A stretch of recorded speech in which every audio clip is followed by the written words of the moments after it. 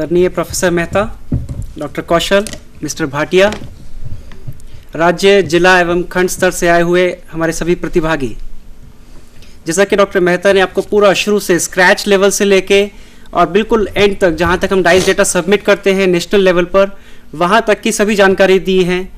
हम इससे पहले कि हम डेटा कैप्चर फॉर्मेट पे डायरेक्टली डिस्कशन शुरू करें, मैं ये समझता हूँ कि हम लोग तो ऐसी ट्रेनिंग करते आ रहे हैं।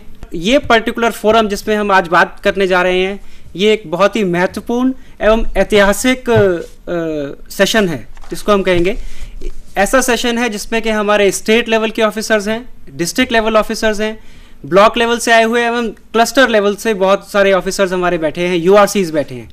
तो ऐसा हमने कभी भी किसी भी फोरम में ऐसे चारों स्तरों को मिला के कहीं भी एड्रेस नहीं किया होगा। तो ये हमारे लिए बहुत सौभाग्य की बात है कि हमें ऐसी अपॉर्चुनिटी मिली, और मैं धन्यवाद देता हूँ प्रोफेसर मेहता और डॉक्टर कौशल को कि हमें ये मौका दिया कि हम इंटरेक्ट कर सकें इन सभी ऑफिसर्स से।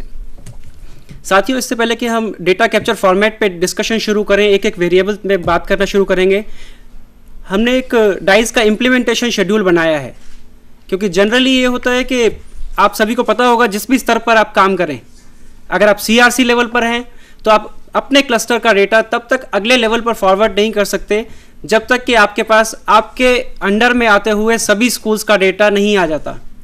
अगर आपके ज्यूरिडिक्शन में 10 स्कूल आते हैं एक सीआरसी के अंडर, तो जब तक वो पूरे 10 स्कूल ना हो जाएं, आप सभी का डेटा, पूरा अपना क्लस्टर का डेटा ब्लॉक लेवल पर नहीं पहुंचा सकते। 8 स्कूल का या 9 स्कूल का भी नहीं लेंगे ब्लॉक लेवल ऑफिसर, पूरे 10 होंगे तभी लेंगे। इसी तरह डिस्ट्रिक्ट लेवल की लिमिटेशन होती है कि जब तक सभी ब्लॉक का डेटा नहीं आता, उनका काम पूरा नहीं होगा, वो आगे नहीं बढ़ाएंगे।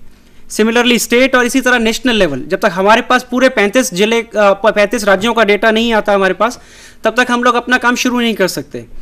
उसी लिमिटेशन को दूर करने के लिए हमने एक टेंटेटिव शेड्यूल, इम्प्लीमेंटेशन शेड्यूल, जो कि चेंज किया जा सकता है स्टेट लेवल से, उसकी टाइमलाइंस जो हमने बना दी है उनको चेंज किया जा सकता है राज्य स्तर द्वारा, उनको कम कर सकते हैं, रिड्यूस कर सकते हैं। बट फिर भी हमने एक टेंटेटिव टाइमलाइन दी है जिससे कि ऐसा हो सके कि अधिकांश राज्यों का डेटा हमारे पास इस टाइम के हिसाब से आ जाए। क्योंकि अगर कोई टाइमलाइन डिफाइन नहीं है किसी भी लेवल पे, हमारा ये मानना है कि अगर आपको कह दिया जाए कि आप इस डेटा कैप्चर फॉर्मेट में डेटा इकट्ठा कर दीजिए अपने 20 स्कूल्स का, एक सीआरसी को अगर ये कह दिया जाए, तो उस केस में ये संभावनाएं ज़्यादा रहती हैं कि मैं उस काम को करने में 10 दिन लगाऊंगा, लेकिन मेरा दूसरे साथी हैं दूसरे क्लस्टर में, वो उसी काम को करने में 1 महीना लगाएंगे, क्योंकि कोई टाइमलाइन डिफाइन नहीं है। इसी के लिए हमने एक इम्प्लीमेंटेशन शेड्यूल बनाया है डाइस का, जिसके बारे में, जिसके कुछ महत्वपूर्ण बिंदुओं पर सिर्फ हम चर्चा करेंगे, सभी पर नहीं करेंगे क्योंकि वो सभी अप्लाई नहीं होते हर लोएस्ट लेवल तक। इसके काफ़ी 22 बिंदु हैं, जबकि हमने यहाँ पर कुछ लिमिटेड रखे हैं, जिसकी कॉपी हम स्टेट लेवल ऑफिसर्स और डिस्ट्रिक्ट लेवल ऑफिसर्स से हमारी हर वर्कशॉप में शेयर करते आए हैं। और मैं ये भी समझता हूँ कि उन ऑफिसर्स ने अपने नीचे लेवल तक ये शेड्यूल पहुँचा दिया होगा। स्टिल हम लोग इस पर बात करना शुरू करेंगे कि हमारी क्या टाइमलाइंस हैं और उसमें क्या कार्य करेंगे हम, और किसकी रिस्पॉन्सिबिलिटी है वो। इससे ये रहेगा कि आपके भी स्टेट का या पूरे डिस्ट्रिक्ट का या पूरे ब्लॉक का डेटा एक ही बार में, एक ही समय में एकत्रित हो सकेगा। इसके लिए जो पहला बिंदु है वो है printing of data capture format and instructions manual. साथियों, ये हमारा, जब डेटा कैप्चर फॉर्मेट की बात करते हैं, ऐसा बहुत सी जगह देखा गया है कि डेटा कैप्चर फॉर्मेट तो बहुत अच्छी तरह प्रिंट किया गया, उसको बना लिया गया, लेकिन जो उसके इंस्ट्रक्शंस मैनुअल है वो नहीं बताया गया। हमें हर पर्टिकुलर वेरिएबल के बारे में इंस्ट्रक्शंस देने होते हैं कि किस वेरिएबल में क्या इन्फॉर्मेशन भरी जाएगी।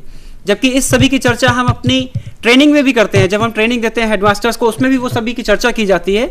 लेकिन उसके बावजूद ये जरूरी है कि हम इंस्ट्रक्शंस मैनुअल दें। हो सकता है हमने एक हेडमास्टर को ट्रेनिंग दी, लेकिन अगली बार जब हम उनसे जो डेटा भरने का समय आया, तो या तो वह रिटायर हो गए या छुट्टी चले गए, तो कोई और उनके एब्सेंस में डेटा को फीड कर रहा है। तो इसके लिए ये बहुत महत्वपूर्ण है कि इंस्ट्रक्शंस मैनुअल भरा जाए।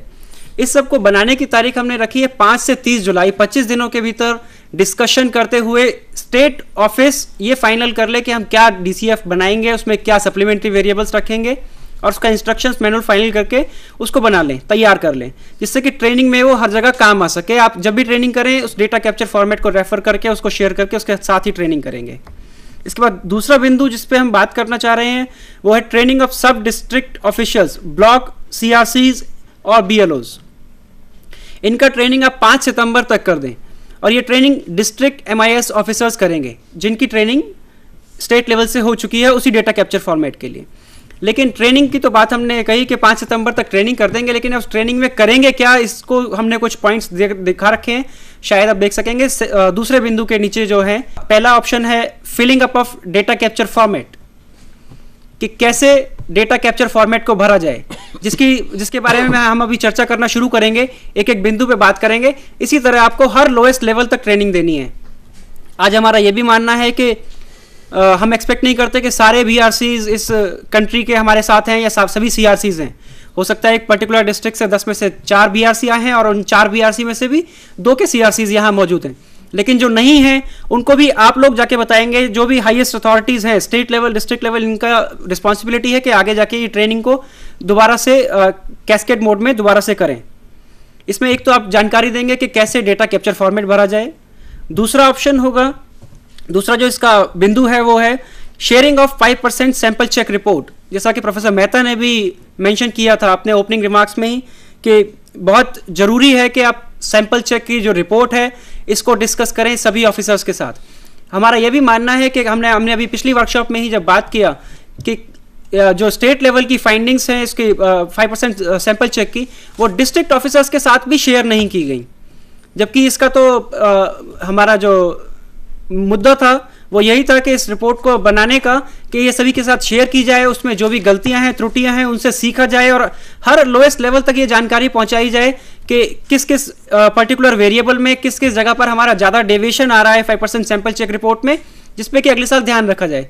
तो हमारा ये मानना है कि अब जितने भी ऑफिसर्स हमारे साथ आज हैं, ये वापस जाके कम से कम पिछले साल का जो 5% सैंपल चेक का रिपोर्ट है वो डिस्कस करेंगे till the lowest level which is CRC level तक।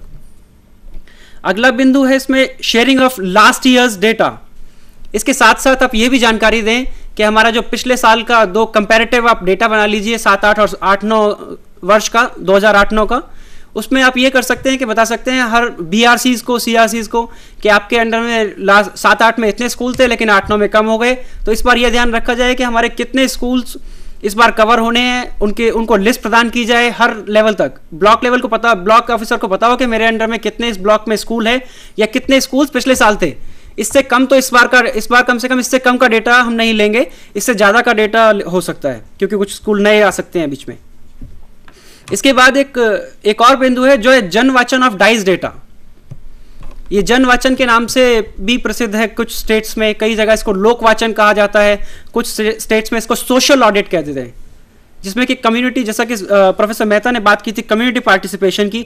तो हमारा ये भी फर्ज बनता है कि जब हम डेटा कलेक्ट करें तो डेटा स्कूल हेडमास्टर से लेने के बाद डेटा कैप्चर फॉर्मेट में इस डेटा को हम वीसी के साथ, पीटीए, एमटीए मेंबर्स के साथ, इनके साथ भी शेयर करें कि ये इन्फॉर्मेशन, ये जानकारी हमारे हेडमास्टर साहब ने हमें उपलब्ध कराई है, जिससे कि सभी लोगों को पता रहे कि क्या जानकारी आगे लेवल तक जा रही है।